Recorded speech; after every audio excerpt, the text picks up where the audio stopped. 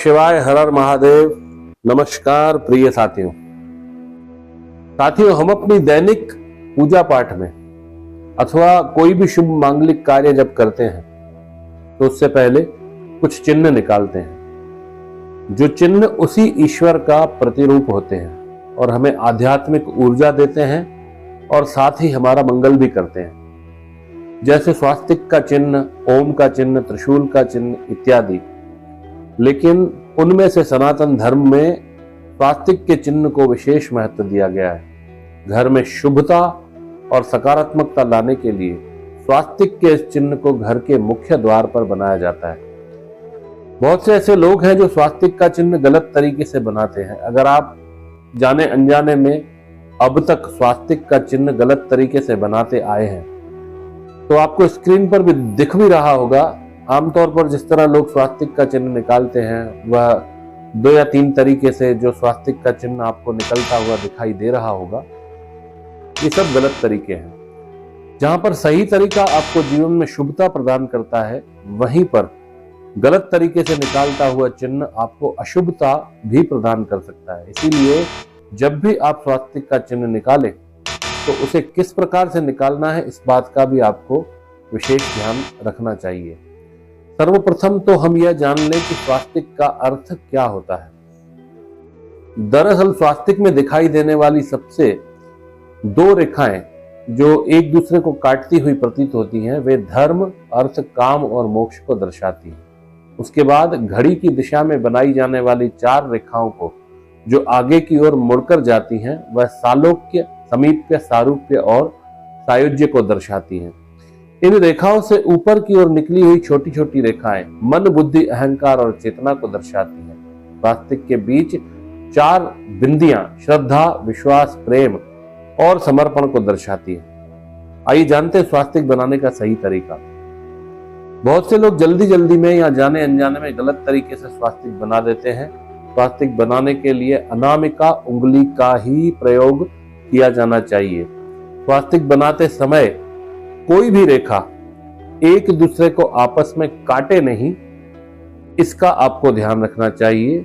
इसके लिए आपको 4 रेखाओं से स्वास्तिक बनाना है, ना कि 2 रेखाओं से। सबसे पहले ऊपर से नीचे की तरफ एक रेखा खींचे, उसके बाद उस रेखा के छोर पर दाएं से बाएं तरफ जाते हुए एक रेखा खींचे, फिर नीचे से ऊपर की तरफ ले जाते हुए एक रेखा खींचें और अंत में बाएं से दाएं जाते हुए एक रेखा और खींचें।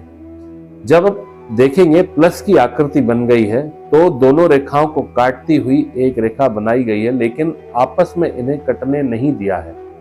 इसी क्रम में इन रेखाओं के छोर पर आगे बढ़ती हुई रेखाएं बनाएंगे। अब इनके ऊपर की तरफ निकलते हुए 4 छोटी रेखाएं बनाएंगे। अंत में स्वास्तिक के बीच में 4 बिंदियां रख देंगे। अगर आपके बच्चे का पढ़ाई में मन नहीं लग रहा है तो एक सफेद कागज पर इसी प्रकार से स्वास्तिक बनाकर उसके स्टडी रूम में लगा दीजिए, जरूर फायदा मिलेगा। अगर आपको किसी काम में सफलता नहीं मिल पा रही है तो घर की पश्चिम दिशा में स्वास्तिक बनाकर आप लाभ उठा सकते हैं। अगर आप तिजोरी में रोली से स्वास्तिक बनाते हैं तो आपका व्यापार तेजी से बढ़ने लगता है। यदि घर की दक्षिण दिशा की दीवार पर स्वास्तिक का चिन्ह बनाएंगे तो घर में खुशियां हमेशा बनी रहती हैं। घर की उत्तर दिशा में दीवार पर स्वास्तिक का चिन्ह बनाने से आर्थिक तंगी शीघ्र ही दूर होने लगती है।